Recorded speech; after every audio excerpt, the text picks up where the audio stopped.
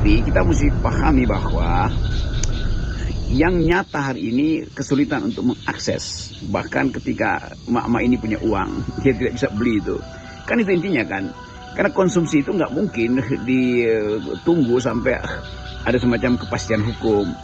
Energi harus tersedia setiap saat karena dapur itu 24 jam mesti bisa dipakai untuk memasak kan. Ini soal yang betul-betul urgen. Jadi kalau Bahlil anggap bahwa ini cuma soal dipotongnya rantai distribusi, lalu beliau meminta supaya bersabar sedikit, bisa muter 1 kilometer yang biasa jarak 100 meter bisa sampai 500 1 kilometer. Itu dalam bayangan Bahlil kalau mama itu pergi pakai drone belinya. Kan itu artinya ada tambahan duit Gojek yang biasanya nggak perlu pakai transportasi, yang jalan kaki sekarang dia mesti pakai transportasi. Jadi frustrasi mama itu bukan karena dia nggak bisa bayar atau harganya naik, tetapi akses untuk cepat-cepat punya gas di dapur itu tidak disiapkan atau tidak tersedia. Jadi frustrasi itu masuk akal, dan itu yang memungkinkan kita mulai membaca bahwa jangan-jangan memang ada upaya untuk bukan sekedar memutus rantai distribusi, tetapi ada permainan kong kaling kong yang menyebabkan seolah efisiensi, tapi sebetulnya dia menyulitkan akses terhadap barang konsumsi kan. Nah itu yang harusnya diterangkan pada publik bahwa apapun mak-mak itu hanya ingin bahwa di depan rumahnya itu ada kios untuk dia beli LPG yang bisa dia akses setiap hari kan. Nggak mungkin mak-mak itu beli 10 kilogram LPG subsidi kan. Itu kan kebutuhan harian yang mesti juga dekat dengan pusat penjualan harian kan. Jadi soalnya di situ, dan juga memang adalah hak dari para pengecer untuk dapat untung, mau sedikit mau nggak sedikit. Itu kan soal rasionalitas ekonomi. Kalau mama punya uang dia bisa bilang oke, nggak apa-apa naik juga 4.000 asal cepat bisa saya akses, nggak perlu saya nunggu berjam-jam karena nasi di rumah atau ikan yang mesti digoreng itu semua yang kita sebut sebagai urgensi atau peristiwa konkret yang harusnya dipahami itu. Jadi peristiwa konkretnya adalah tidak ada akses untuk cepat-cepat memasak, kan itu masalahnya itu. Jadi keterangan pemerintah atau keterangan Pak Menteri Pak Bahlil itu yaitu muter-muter di situ pun nggak peduli mak-mak. Pokoknya gua mau itu ada di situ tuh. Dan sistem distribusi ini yang sebetulnya jadi alasan untuk jadi pertengkaran kan antara pemasok dan pengecer, lalu ada konsumsi, lalu konsumen, lalu ada aturan dari pemerintah. Jadi nggak mungkin mak-mak itu menunggu aturan itu diterangkan dulu, disosialisasikan, enggak. Yang penting mesti ada hari ini dan jam ini gas yang memang dibutuhkan oleh setiap rumah tangga miskin kan. Jadi terlihat bahwa urgensi ini akan jadi semacam peristiwa yang akan numpang dalam peristiwa itu yaitu ketidakbejusan pemerintah. Numpang dalam peristiwa itu adalah kecurigaan bahwa ada kong kaling kong. Numpang dalam peristiwa itu adalah tuduhan bahwa ada penimbunan. Kan semua itu menimbulkan keresahan sosial. Nah kalau keresahan sosial itu sudah tiba di ubun-ubun mak-mak, itu nggak ada urusan lagi dengan penjelasan argumentatif dari pemerintah. Jadi kepastian atau secara psikologis emak-emak atau ibu rumah tangga atau sebut aja keluarga miskin yang harusnya diberi kesempatan pertama itu akhirnya kita lihat antri panjang itu ratusan meter antri kan.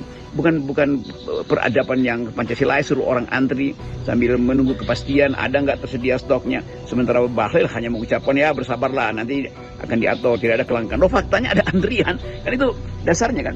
Jadi mitigasinya nggak dipikirkan. Kalaupun memang ada perubahan kebijakan harusnya ada modeling untuk melihat. Ini pemerintah ini seringkali tanpa modeling, tanpa peduli pada teknikalitas itu. Bahwa ide-ide besar itu harus diturunkan dalam teknikalitas, itu namanya pemerintah. Lain di universitas. Universitas bisa kasih kritik di tingkat konseptual, bukan soal teknikalitas. Tapi pemerintah mesti menghitung konsekuensi dari perubahan kebijakan, dan itu betul-betul tugas kabinet lah tuh. Kalau Pak Prabowo bikin semacam sinopsis di kepalanya tentang penghematan, itu artinya harus diterjemahkan sebagai upaya strategis. Kalau Presiden Jokowi menganggap bahwa mesti rantai pasok itu mesti lebih pendek, maka mesti ada kebijakan memperpendek rantai itu tuh dari distributor atau agen langsung ke rumah tangga, tidak melalui pengecer misalnya. Harus dipikirkan tuh supaya dalam keadaan yang memungkinkan rakyat menerima manfaat, justru yang dia rasakan adalah semacam main-main kan. Diperpendek rantai pasok tapi diperpanjang cara untuk memperoleh eh, barang itu dari segi pengeluaran transportasi itu membebani dapur emak-emak. Bagaimana menteri-menteri Pak Prabowo itu tidak becus untuk, tidak punya kapasitas atau tidak punya strategi mitigasi gitu loh. Perubahan kebijakan harusnya disiapkan sekaligus strategi mitigasi. Nah, beberapa menteri itu kelihatannya memang ya kurang itu kalau kita bandingkan misalnya dengan zaman Pak SBY itu ada krisis dengan mudah diatasi, agak sedikit mencemaskan tetapi siap ada antisipasi. Apalagi di zaman Pak Harto nggak ada yang antrian beginian tuh.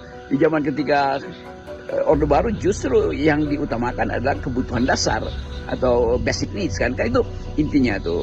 Jadi soal energi juga itu kan hal yang kita tahu dari segala macam sudut pandang, energi itu mesti tersedia 24 jam karena hanya itu cara kita menghidupkan harapan bahwa mak-mak bisa masak mungkin untuk warung jam-jam 3 pagi udah belanja segala macam tuh. Jadi perubahan ekonomi keluarga itu justru menyebabkan seluruh perencanaan keluarga itu berantakan, warung-warung makan, tempat ngopi, kawan-kawan pengojek, kan itu semuanya diatur di dalam satu ritme kehidupan. Jadi kalau terganggu suplai energi, ya ritme kehidupannya juga berubah tuh.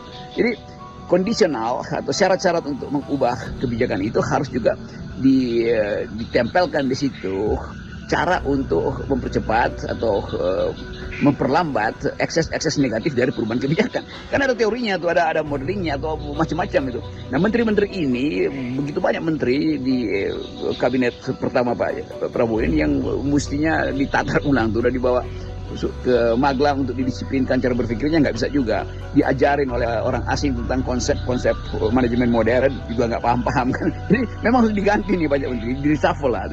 Sebetulnya conditioning ini juga atau hal-hal yang hari-hari ini kita lihat sebagai sensasi, isu itu juga bagus sebetulnya, akhirnya terbuka menteri-menteri apa aja yang nggak becus itu. Dan tentu Pak Prabowo mendengarkan umpatan dari emak-emak itu, umpatan dari netizen, kritik daripada pengamat kebijakan publik, dan mulai menyusun siapa yang harus ditanggalkan atau dirumahkan nanti minggu depan. Kan kasus presiden punya peralatan namanya menteri, dia jadi alat untuk mengefektifkan kebijakan presiden. Begitulah sistem presidensial bekerja.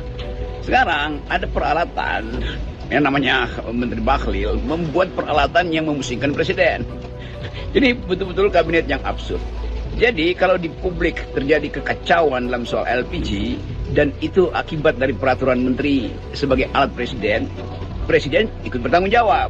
Tetapi bila peraturan itu tidak dikonsultasikan pada presiden, maka menterinya yang mesti digusur, dilengsarkan. Kan nggak mungkin presiden menginginkan adanya kekacauan di dalam kebijakan yang dia inginkan.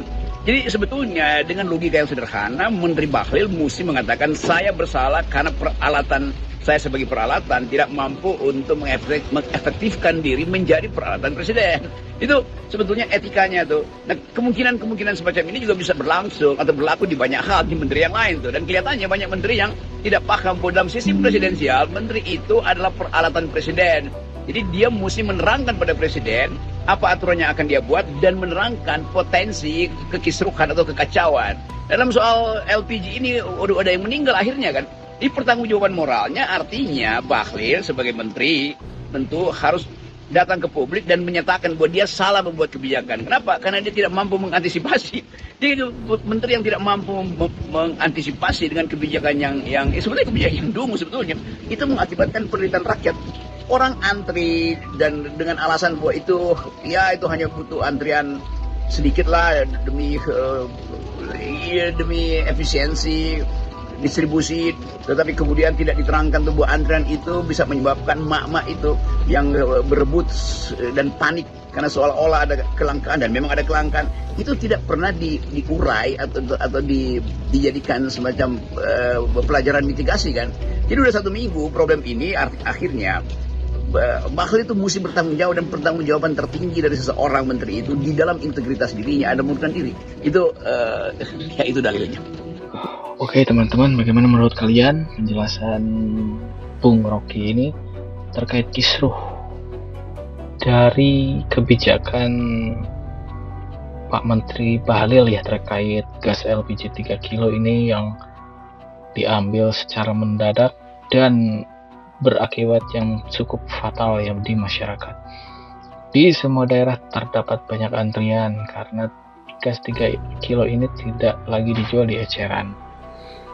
Dan berita terbaru sudah memakan satu korban ya, yang meninggal akibat mengantri gas 3 kilo.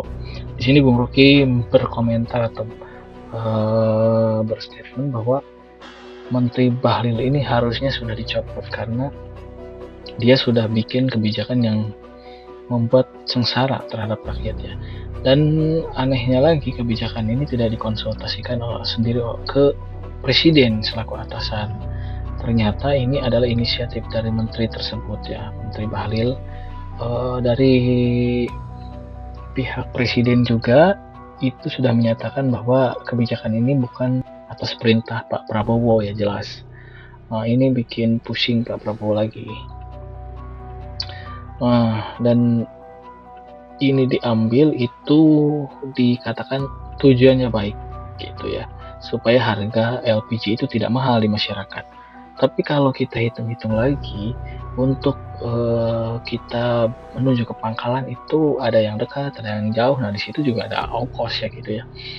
Sedangkan kalau kita membeli ke eceran itu ya paling setiap warung-warung kecil itu pasti dekat gitu ya dengan rumah-rumah gitu ya. Kadang satu RT ada 2-3 warung itu bisa membeli gitu ya dengan mudahnya, dengan dekat, walaupun harganya lebih mahal ya, kita anggap itu untuk ongkos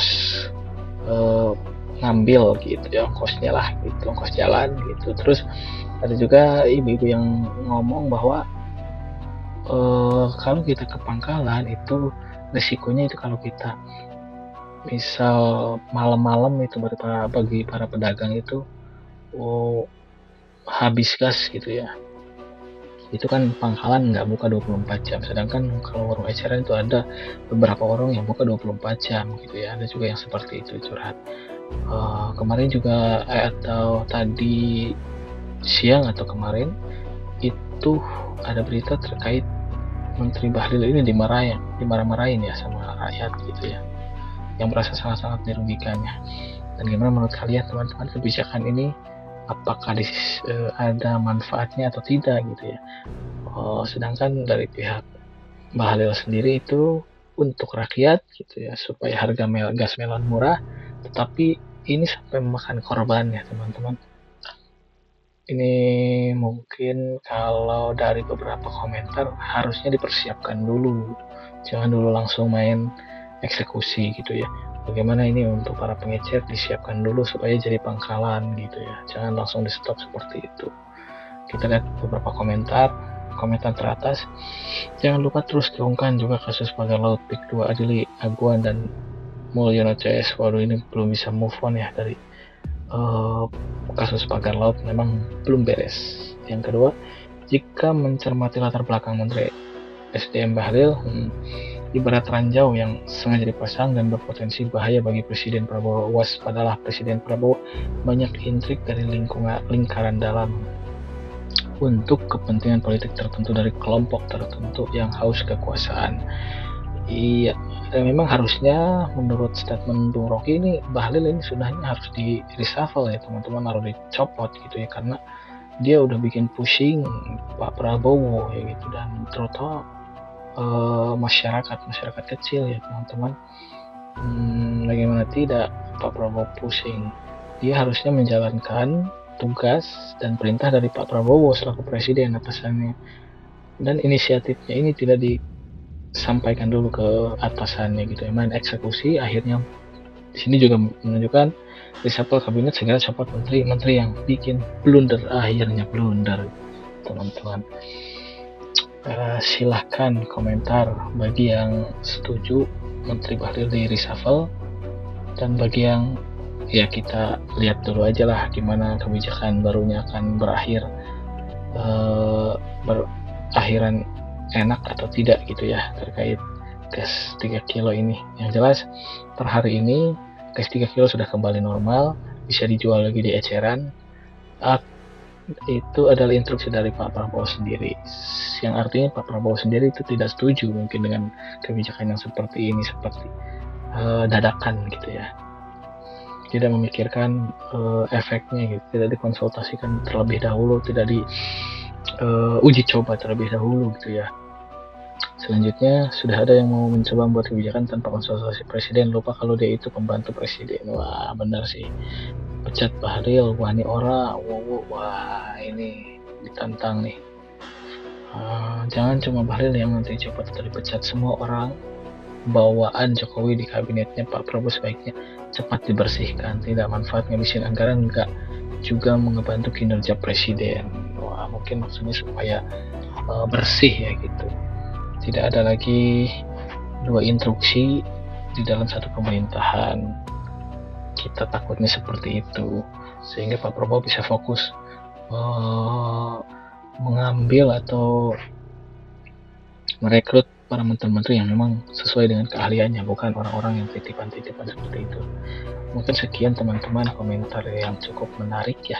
Silahkan teman-teman kita diskusi di bawah. Sekian konten dari saya untuk hari ini. Terima kasih.